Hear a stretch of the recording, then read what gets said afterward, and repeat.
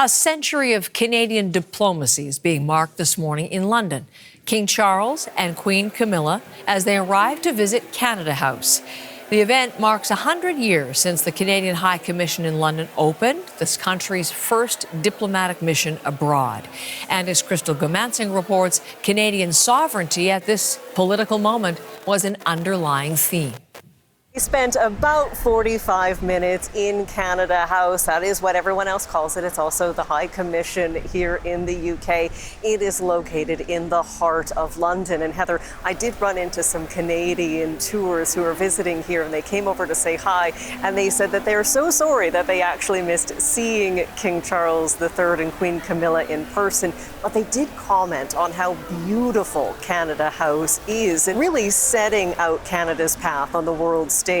And a little earlier, we did see King Charles III and Queen Camilla taking in the sights in Canada House. There's a little bit of a reception, a lot of people on hand. High Commissioner Ralph Goodale making a point of acknowledging the current staff of Canadians, as well as all of those who have worked in Canada House over the past 100 years. As a part of his visit, he sort of saw a new map, a giant map really of parks and natural historic locations of significance in Canada.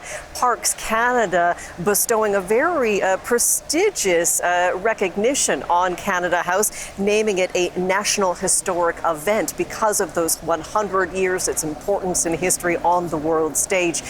King Charles and Queen Camilla also spent a little time walking around. They saw the desk that was used by Lester B. Pearson during the Second World War, and of course we know that London was bombed many times during the Blitz, and one of those attacks happening here at Trafalgar, and the story goes that Lester B. Pearson hid under that desk to take a little bit of shelter.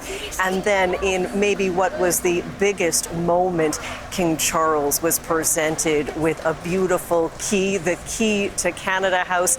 It was designed by a Canadian Indigenous artist. She describes herself as a mixed media artist, Morgan Asoff. She wasn't here for the presentation, but King Charles taking several minutes to examine that key, take a look at it, and then making some acknowledgments to the crowd as he then continued on his tour.